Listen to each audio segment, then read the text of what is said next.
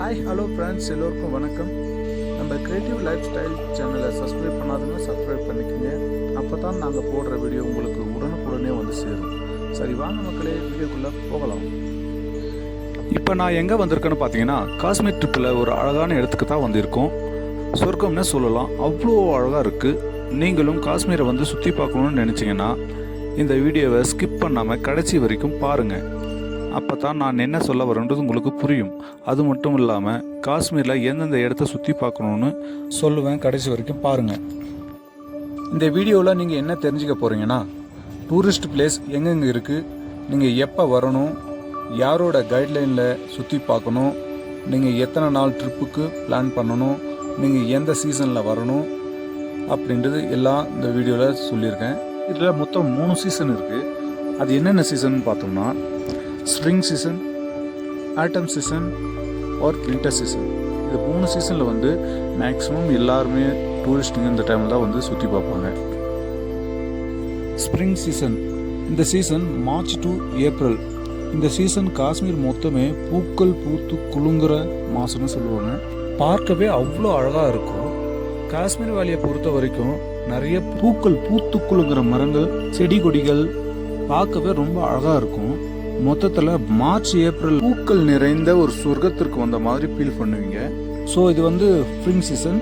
அடுத்து வந்து ஆட்டம் சீசன்.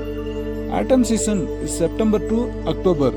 இந்த மாதத்துல தான் அங்கே உள்ள மக்களும் சந்தோஷமாக இருப்பாங்க, நம்மளை மாதிரி டூரிஸ்ட் போகிற மக்களும் ரொம்ப ஹாப்பியாக இருப்பாங்க.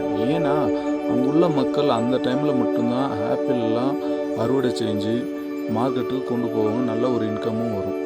நம்மள மாதிரியான டூரிஸ்ட்டுங்க எல்லோருக்கும் அந்த மாதத்தில் தான் அங்கே போகணும்னு நினைப்பாங்க, ஆசையும் படுவாங்க. ஏன்னா அந்த மாதத்தில் மட்டும்தான் ஆப்பிள் தோட்டத்தில் ஆப்பிள்கள் நிறைந்து இருக்கும், மரங்கள் ஃபுல்லாக ஆப்பிளாகவே இருக்கும். அந்த இடத்த விட்டு வர்றதுக்கு உங்களுக்கு மனசே வராது. ஏன்னா அவ்வளோ அழகாக இருக்கும் பார்க்குறதுக்கு. பாருங்கள் எப்படி இருக்குன்னு மட்டும். அது மட்டும் இல்லாமல் நமக்கு தேவையான ஆப்பிளை நேரடியாக அவங்கக்கிட்டே வந்து கம்மி ரேட்லேயே வாங்கிக்கலாம். இங்கே சீப் அண்ட் பெஸ்ட்டில் கிடைக்கும். உங்களுக்கு தேவையான ஆப்பிளை நீங்களே மரத்தில் இருந்து பறிச்சுக்கலாம். உங்களுக்கு எந்த மாதிரி வேணுமோ அந்த மாதிரி பறிச்சுக்கலாம். மரத்துக்காரர்கிட்ட நீங்கள் சொல்லிவிடுங்க, இந்த மாதிரி எங்களுக்கு கம்மி ரேட்டில் கொடுங்க அப்படின்னு சொல்லி கண்டிப்பாக கொடுப்பாங்க. அது மட்டும் இல்லாமல் எல்லா மரத்து இலைகளும் கோல்டன் கலரில் காட்சி அளிக்கும். ஏனென்றால் ஆட்டம் சீசன், இலையுதிர் காலம், பார்க்கவே கோல்டன் சிட்டிக்கு உள்ள வந்த மாதிரி இருக்கும், ரொம்பவே அழகாக இருக்கும். ஸோ இது வந்து ஆட்டம் சீசன்.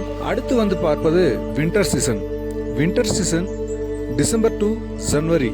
இந்த சீசன் வந்து வின்டர் கார்பெட்னு சொல்லுவாங்க.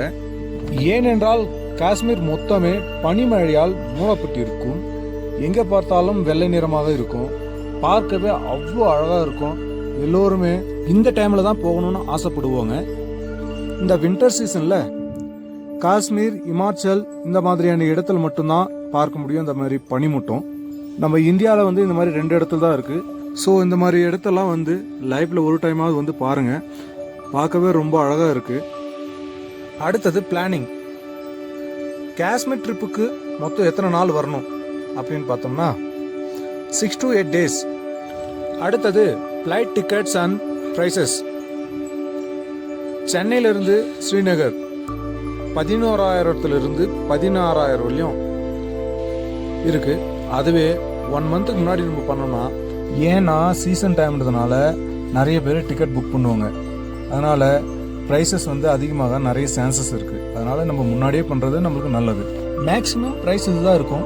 3 இல்லை 2 மாதத்துக்கு முன்னாடியே டிக்கெட் பண்ணால் நல்லாயிருக்கும். முக்கியமாக இன்னொன்று தெரிஞ்சுக்குங்க, நம்ம சவுத்துலேருந்து போகிற ஃப்ளைட்ஸு எதுவுமே டைரெக்டாக ஸ்ரீநகர் போகாது.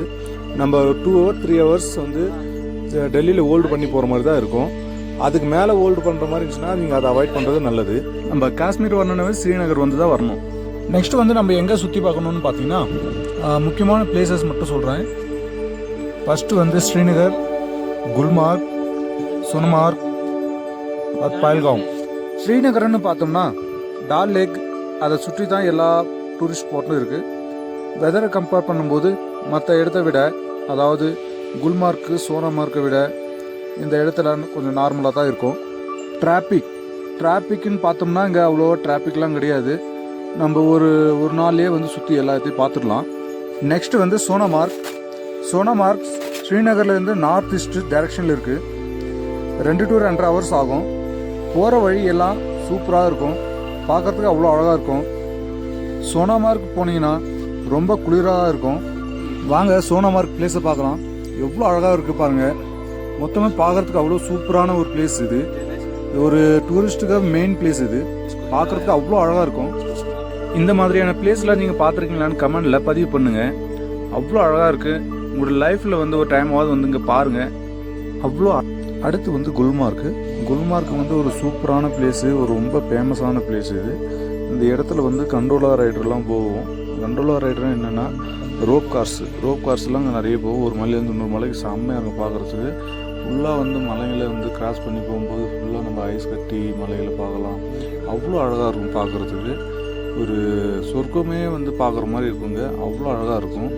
சூப்பரான பிளேஸு. நீங்களும் காஷ்மீர் வந்தால் கண்டிப்பாக குல்மார்க்கு, சோனாமார்க் இந்த இடத்துல வந்து கண்டிப்பாக வந்து பாருங்கள். பார்க்குறதுக்கு அவ்வளோ அழகாக இருக்கும். நெக்ஸ்ட் வந்து நம்ம பால்கம் பார்க்கலாம். பால்கம் சவுத் ஈஸ்ட் டைரெக்ஷனில் இருக்குது. 2 hours ட்ராவல் பண்ணணும் ஸ்ரீநகர்லேருந்து. பால்கம் போகிற வழியெல்லாம் ரொம்ப சூப்பரான ஒரு இடம். போகிற வழியெல்லாம் ஆப்பிள் தோட்டங்களாக இருக்கும். கொத்து கொத்தாக ஆப்பிளில் காய்ச்சிருக்கும். பார்க்குறதுக்கு அவ்வளோ அருமையாக இருக்கும்.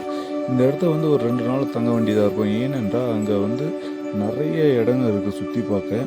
ஸோ இங்கே காஷ்மீரில் இந்த இடங்கள தான் வந்து அதிகமாக சுற்றி பார்க்க வேண்டிய இடமே இங்கே தான் இருக்குது நிறைய. காஷ்மீரை சுற்றி பார்க்குறது ஒரு பெரிய அனுபவமாக இருக்கும் உங்களுக்கு. காஷ்மீர் வந்து இந்தியாவுக்கு ஒரு சொர்க்கம் என்று சொல்கிறாங்க.